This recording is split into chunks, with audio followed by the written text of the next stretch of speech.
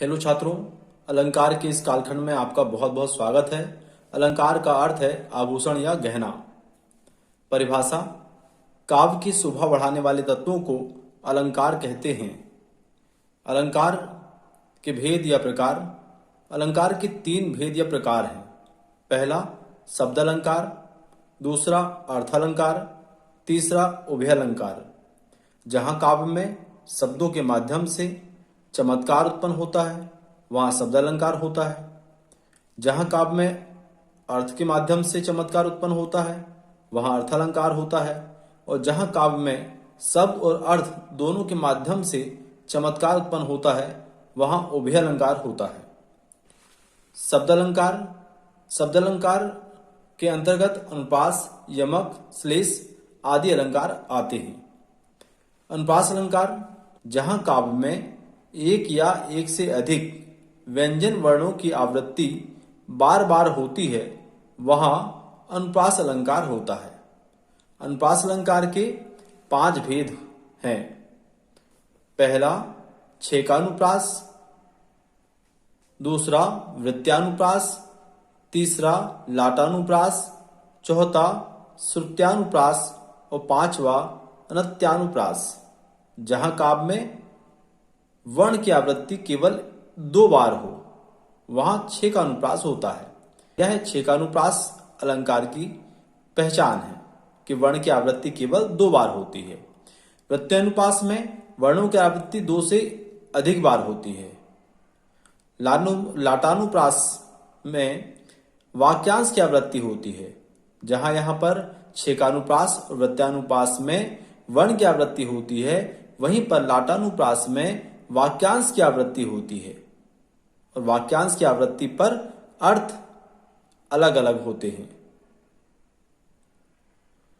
श्रुत्यानुप्रास: श्रुत्यानुप्रास का संबंध एक ही उच्चारण स्थान वाले वर्ण से है। जहां काव्य में एक ही उच्चारण स्थान वाले वर्ण की आवृत्ति होती है यानी आते हैं वहां पर श्रुत्यानुप्रास होता है। यहां ता वर्ग की आवृत्ति होती है जिनमें ता, था, दा, धा, ना आदि वर्ण मिलते हैं। अंत्यानुप्रास: अंतिम वर्णों की आवृत्ति।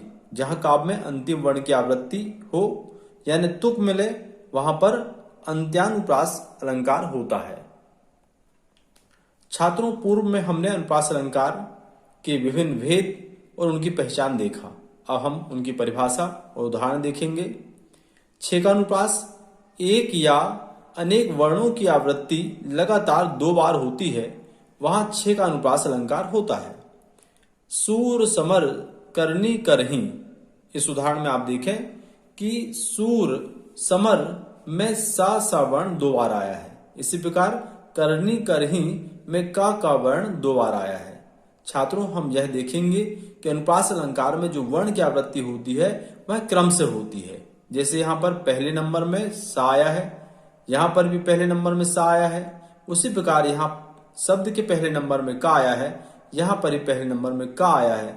इसे ही कहते हैं वर्णों की आवृत्ति, यानी वर्णों की आवृत्ति एक क्रम से होती है। दूसरा देखें उदाहरण। बंद नहीं अब भी चलते हैं नियति नदी के कार्यकलाप। यहाँ पर भी आप देखें कि न जो वर्ण है इसकी आवृत्ति मात्र 2 बार हुई है, 1 और 1 2। तो छेकानुप्रास अलंकार में वर्णों की आवृत्ति क्रम से यानी लगातार 2 बार होती है। जैसे यहाँ पर 2 बार हुई सा की, यहाँ का की आवृत्ति 2 बार हुई। उसी प्रकार यहाँ ना और ना की आवृत्ति 2 बार हुई है। तो जहाँ काव्य में एक ही वर्ण की आवृत्ति या एक से अधिक वर्ण की आवृत्ति 2 बार हो वहां छेकानुप्रास अलंकार होता है। अगला अलंकार है वृत्त्यानुप्रास अलंकार। जहां काव्य में एक या अनेक वर्णों की आवृत्ति 2 से अधिक बार हो वहां पर वृत्त्यानुप्रास अलंकार होता है। रघुपति राघव राजा राम पतित पावन सीताराम। यहाँ पर देखें हम कि इस रघुपति शब्द में रा प्रथम नंबर पे आया है, राघव में भी पहले नंबर पे आया है, राजा में भी पहले नंबर पे आया है और राम में भी पहले नंबर में आया है। उसी प्रकार यहाँ पर भी देखें राम में पहले नंबर में रा आया है और रा इस प्रकार 2 से अधिक बार आया है, इसलिए यहाँ पर वृत्त्यानुप्रास अलंकार है। अगला श्रुत्यानुप्रास अलंकार, जहां काव्य में एक ही उच्चारण स्थान से उच्चारित होने वाले वर्णों की आवृत्ति होती है, वहां श्रुत्यानुप्रास अलंकार होता है। लेना सुधि इस दीन की, दीना नाथ दयाल। यहां हम देखेंगे कि ना, दा, दा, ना, दा, यानी ना और दा जो वर्ण है ये दंत वर्ण है, इनका उच्चारण स्थान दंत है। लाटानुप्रास अलंकार, जब एक शब्द अथवा वाक्यांश की आवृत्ति होती है जिसका अर्थ तो एक होता है, लेकिन अन्वय यानी तात्पर्य करने से उक्ति का अर्थ बदल जाता है, वहां लाटानुप्रास अलंकार होता है। जैसे पूत सपूत तो क्यों धन संचय, और पूत कपूत तो क्यों धन संचय। यहां पर क्यों धन संचय दोनों में आया है, लेकिन दोनों पंक्ति का अर्थ करने पर अलग अलग अर्थ होंगे। जैसे पहली पंक्ति का अर्थ होगा पूत सपूत तो क्यों धन संचय, यानी पुत्र यदि अच्छा है तो धन संचय करने की क्या आवश्यकता है, वह बड़ा होगा, खूब कमाएगा, खुद धन संचय कर लेगा। उसी प्रकार पूत कपूत तो क्यों धन संचय, और यदि पूत कपूत है यानी कुपुत्र है तो धन संचय करने की क्या आवश्यकता है, क्योंकि हम कितना ही धन संचय करें वह पूरी धन को बर्बाद कर देगा। इस तरह से दोनों में क्यों धन संचय आया है, लेकिन अन्वय करने पर अर्थ बदल जाता है।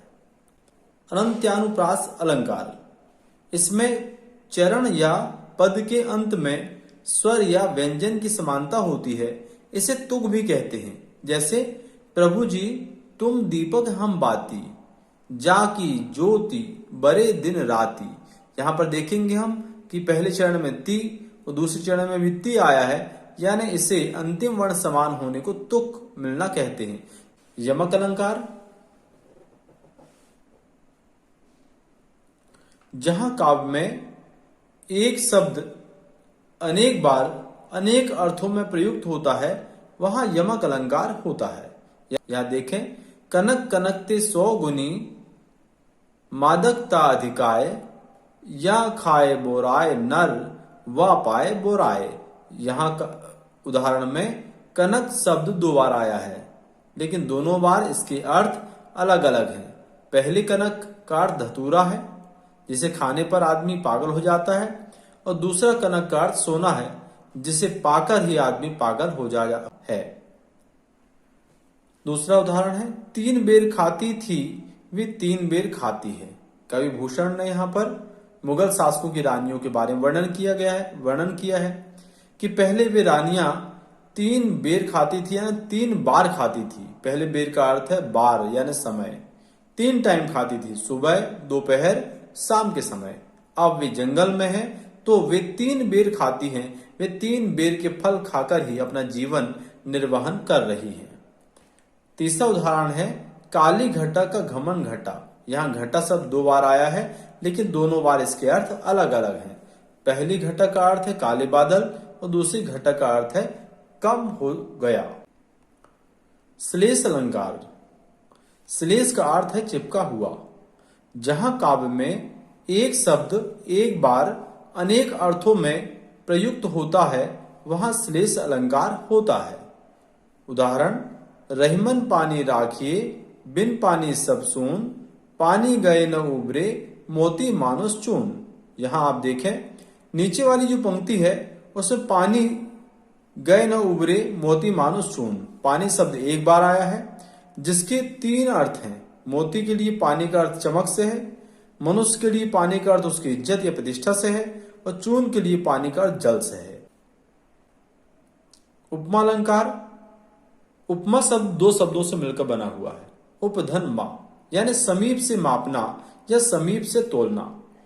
जहां काव्य में किसी विशेष गुण के कारण एक वस्तु की किसी अन्य वस्तु से तुलना की जाए या समानता बतलाई जाए, वहां पर उपमा अलंकार होता है। जैसे उदाहरण, राधा मुख चंद्र सु सुंदर, यानी राधा का मुख चंद्रमा के समान सुंदर है। उपमा अलंकार के 4 अंग होते हैं, उपमेय, उपमान, साधारण धर्म और वाचक शब्द। तो यहाँ पर उदाहरण दिया हुआ है राधा मुख चंद्र सुंदर। इसमें हम देखेंगे कि उपमेय क्या है।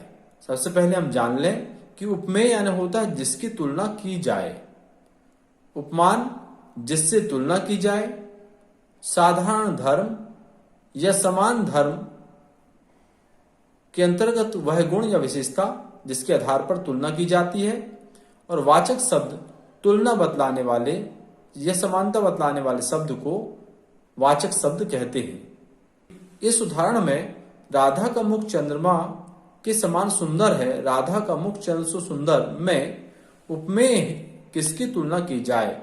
यहाँ पर राधा के मुख की तुलना की गई है, इसलिए उपमेय होगा राधा का मुख। फिर जिससे तुलना की जाए, राधा के मुख की तुलना किससे की गई है?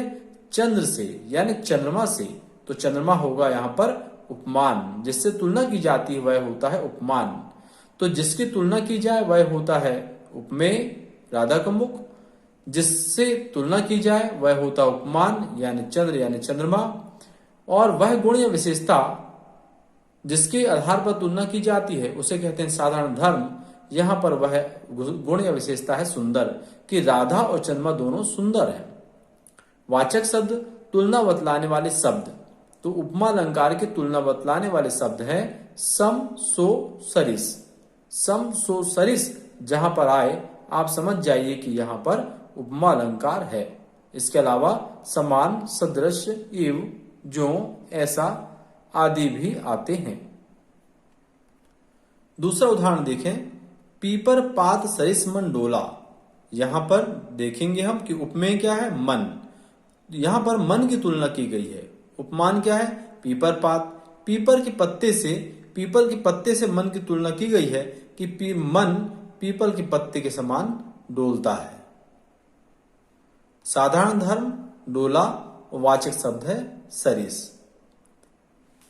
अगला अलंकार है रूपक अलंकार। रूपक का अर्थ ही है रूप धारण करना। जहां उपमेय उपमान का रूप धारण कर ले वहां रूपक अलंकार होता है। परिभाषा, जहां उपमेय में उपमान का आरोप किया जाए वहां रूपक अलंकार होता है। यानी रूपक अलंकार में उपमेय और उपमान में कोई भेद ना होकर दोनों को एक मान लिया जाता है, वहां पर रूपक अलंकार होता है। पहचान, रूपक अलंकार में अर्थ में उपमेय के साथ रूपी शब्द का प्रयोग होता है।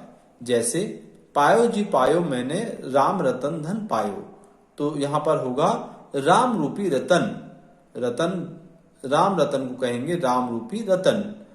दूसरा, मैया मैं तो चंद खिलौना ले हो, यहां पर चंद खिलौना का होगा चंद्रमा रूपी खिलौना।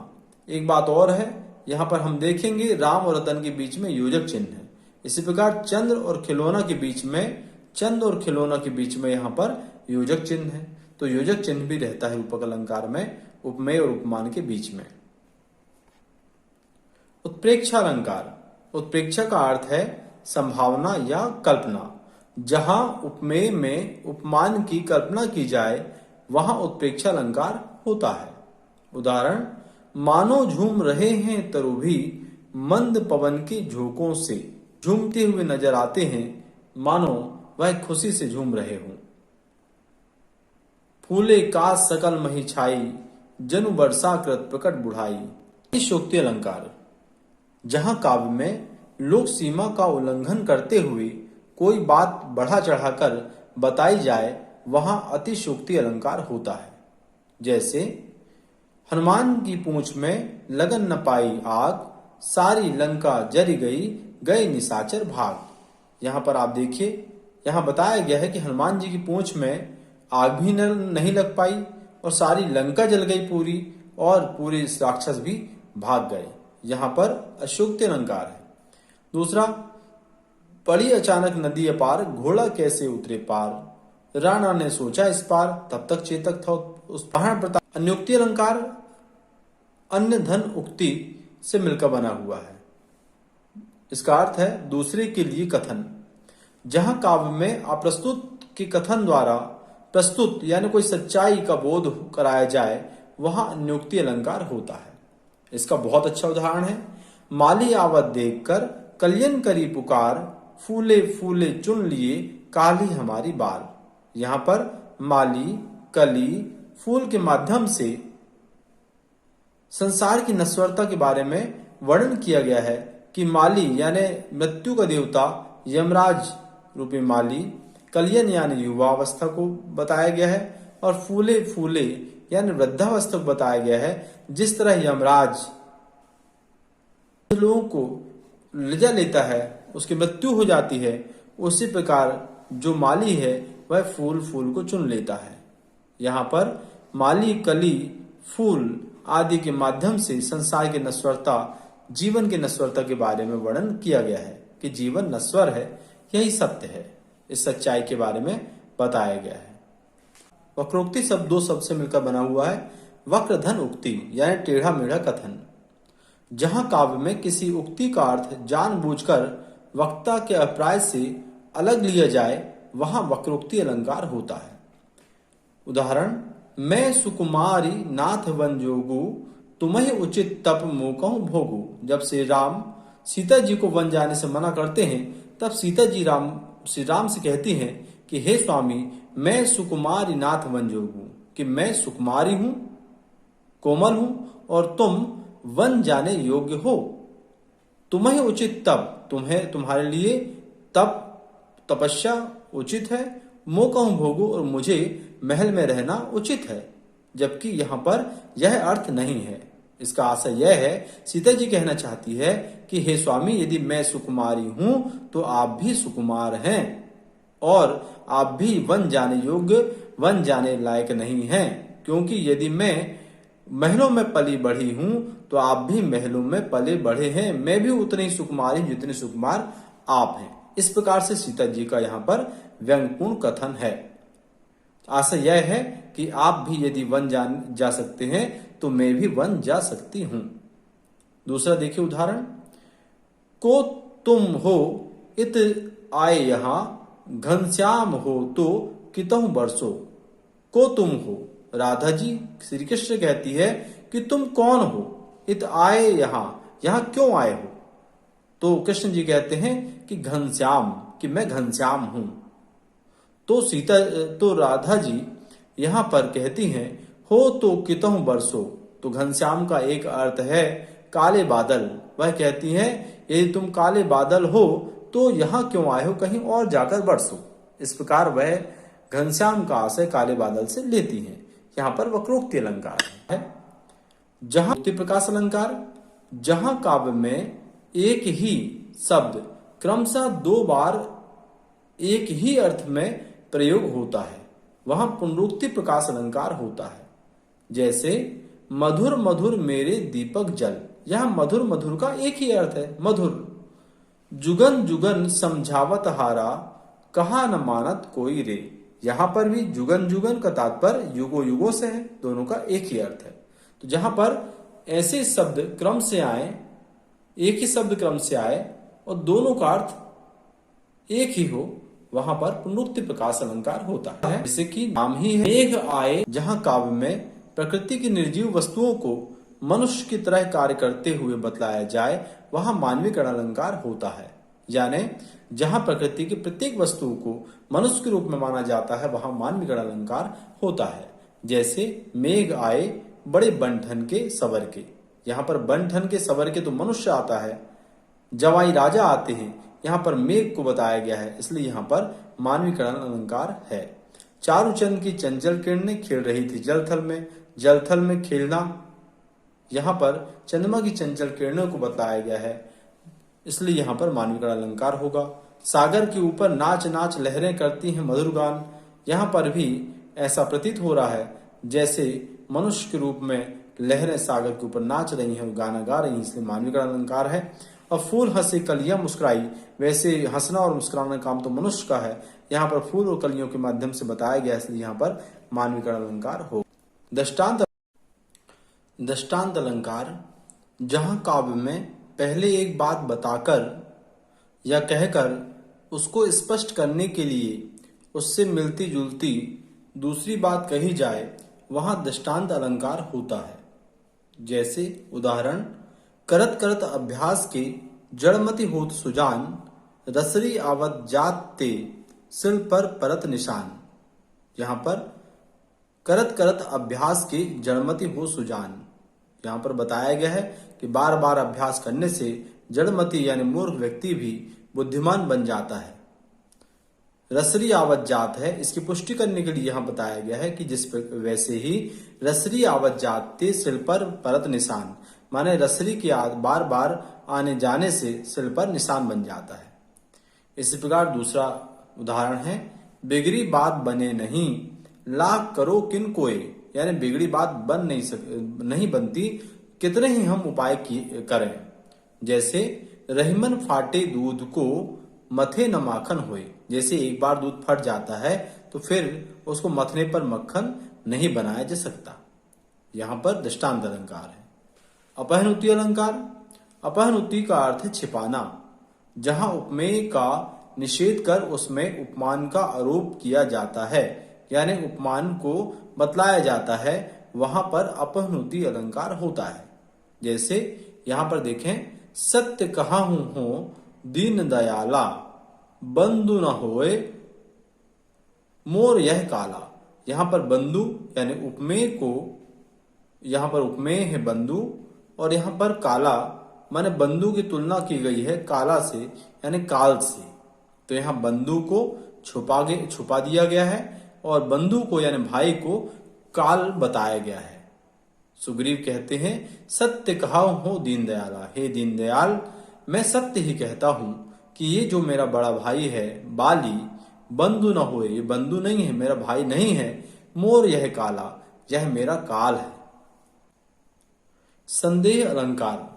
जहां काव्य में रूप रंग और गुण की समानता के कारण किसी वस्तु को देखकर यह निश्चय न हो सके कि यह वही वस्तु है, वह संदेह अलंकार होता है। इसमें अंत तक अनिश्चय की स्थिति बनी रहती है। जैसे सारी बीच नारी है कि सारी बीच नारी है कि नारी बीच सारी है, कि सारी ही की नारी है कि नारी ही की सारी है। यहां पर द्रौपदी के चीर हरण का वर्णन किया गया है कि जब दुशासन द्रौपदी की साड़ी को खींचता है तो साड़ी इतनी ज्यादा हो जाती है भगवान श्री कृष्ण की कृपा से कि यह समझ में नहीं आ पा रहा है कि सारी बीच नारी है, कि साड़ी के बीच में नारी है, कि नारी बीच सारी है, कि नारी के बीच में सारी है, कि सारी ही की नारी है, कि सारी ही की नारी बनी हुई है, कि नारी ही की सारी है, कि नारी ही की सारी है। यहां पर सारी और नारी के बीच में संदेह बना हुआ है, इसलिए यहां पर संदेह अलंकार है। आप इसे भ्रांतिमान अलंकार। तो संदेह अलंकार में एक बात है कि इसके अंत तक संदेह ही बना रहता है। जैसे और हम उदाहरण देखें कि रस्सी है या सांप है, रस्सी है या सांप है, ये निश्चय नहीं हो पा रहा है, तो यहां पर भी संदेह अलंकार होगा। अगला अलंकार है भ्रांतिमान अलंकार। जहां काव्य में रूप रंग और गुण की समानता के कारण निश्चय रूप से एक वस्तु को दूसरी वस्तु मान लिया जाए, वहां भ्रांतिमान अलंकार होता है। भ्रांतिमान अलंकार में एक वस्तु में दूसरी वस्तु का झूठा निश्चय हो जाता है। जैसे जानी श्याम घनश्याम को नाच उठे वन मोर। यहां भगवान श्री कृष्ण को मोर घनश्याम यानी काले बादल मान करके वह नाच उठते हैं। यहाँ पर झूठा निश्चय हो गया कि ये जो घनश्याम है माने भगवान श्री कृष्ण है, वे काले बादल होने का इनको झूठा निश्चय हो गया है मोर को, इसलिए यहाँ पर भ्रांतिमान अलंकार होगा। विभावना अलंकार। जहां काव्य में बिना कारण के कार्य हो, वहां विभावना अलंकार होता है। जैसे उदाहरण, बिन पद चले सुने बिन काना, कर बिन कर्म करे विधि नाना।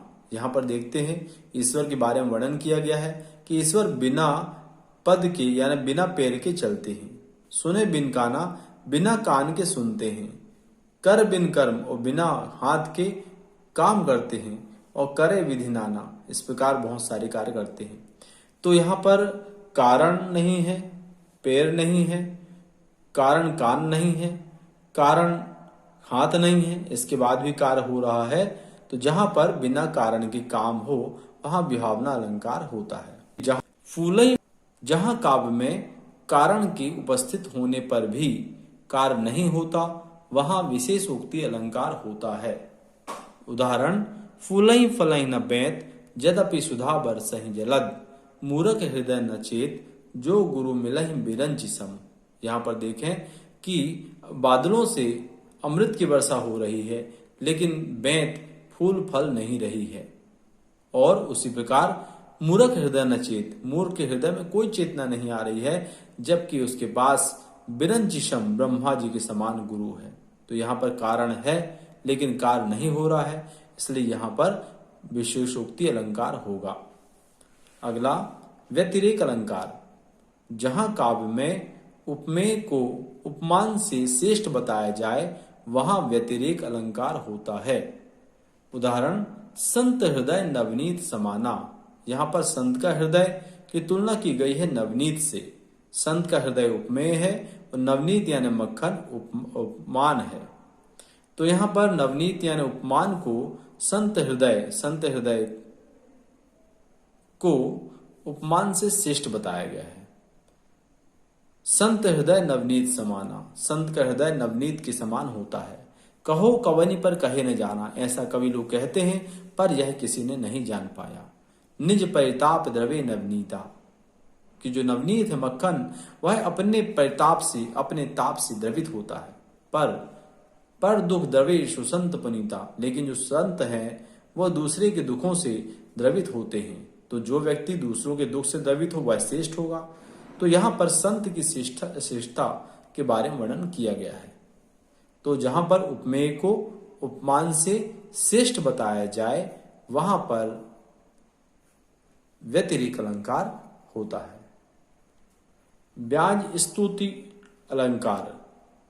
ब्याज स्तुति यानी निंदा के बहाने स्तुति। जहां काव्य में निंदा के बहाने किसी की स्तुति की जाए यानी प्रशंसा की जाए वहां ब्याज स्तुति अलंकार होता है। जहां काव्य में देखने से किसी निंदा से प्रतीत हो लेकिन वास्तव में स्तुति की गई हो वहां ब्याज स्तुति अलंकार होता है। जैसे, गंगा क्यों टेढ़ी चलती हो दुष्टों को शिव कर देती हो। यहाँ पहली लाइन में टेढ़ा चलना ऐसा लगता है जिससे बुराई बताई जा रही है कि गंगा क्यों टेढ़ी चलती हो, लेकिन दूसरी लाइन में बताया गया है दुष्टों को शिव कर देती हो। लेकिन गंगा नदी वह है जो दुष्टों को भी, जो दुष्ट पापी लोग हैं उन्हें भी पवित्र कर देती है। तो यहाँ पर देखने से ऐसा प्रतीत होता है जैसे निंदा की जा रही है लेकिन वास्तव में प्रशंसा की गई है, इसलिए यहाँ पर ब्याज स्तुति अलंकार है। और दूसरा ब्याज निंदा अलंकार। ब्याज स्तुति का विपरीत होता है ब्याज निंदा अलंकार। जहां काव्य में प्रशंसा के बहाने किसी की निंदा की जाए वहां ब्याज निंदा अलंकार होता है। जैसे, नाक कान बिन भग्न निहारी क्षमा कीन्ह तुम धर्म विचारी, लाजवंत तुम सहज स्वभाव निज गुण निज मुख कहे से नकाऊ। यहाँ पर अंगद रावण संवाद के बारे में वर्णन किया गया है। अंगद कहते हैं रावण से, नाक कान बिन भग्न निहारी, कि तुमने अपनी बहन को नाक कान के बिना देखा कि कैसे नाक कान उसकी अंग भंग कर दिए गए हैं। क्षमा किन तुम धर्म विचारी, लेकिन धर्म पर विचार करते हुए तुमने उन्हें क्षमा कर दिया जिन्होंने उसके नाक कान काटा। लाजवंत तुम सहज स्वभाव, तुम अपने स्वभाव से ही लाजवंत हो माने लज्जावान हो, यह अच्छा गुण है तुम्हारा। निज गुण निज मुख कहे से न काऊ, लेकिन तुम अपने इन गुणों को अपने मुख से बखान नहीं करते। वास्तव में यहाँ पर रावण की निंदा की गई है, इसलिए यहाँ पर ब्याज निंदा अलंकार होगा, माने प्रशंसा के बहाने निंदा की गई है, इसलिए यहाँ पर ब्याज निंदा अलंकार है। अगला अलंकार है विरोधाभास अलंकार। जहां काव्य में वास्तविक विरोध ना होते हुए भी विरोध का आभास प्रतीत होता है यानी विरोध का आभास होता है वहां विरोधाभास अलंकार होता है। या अनुरागी चित्त की गति समझे नहीं कोय, ज्यों ज्यों बूढ़े श्याम रंग त्यों त्यों उज्जवल होए। बूढ़े ज्यों ज्यों बूढ़े श्याम रंग त्यों त्यों उज्जवल होए। ज्यों ज्यों बूढ़े श्याम रंग, जैसे जैसे ही भगवान श्री कृष्ण के रंग में रंगते जाते हैं वैसे ही हम उज्जवल यानी पवित्र होते जाते हैं। तो वास्तव में तो यह है कि जैसे जैसे हम श्याम रंग माने काला रंग हम में लगेगा तो हम तो काले ही होंगे, लेकिन यहाँ पर वास्तव में इस बात को न बदलाकर यह बताया गया है कि भगवान श्री कृष्ण के रंग में जब रंगते हैं तो हम पवित्र होते जाते हैं, इसलिए यहाँ पर विरोधाभास अलंकार होगा।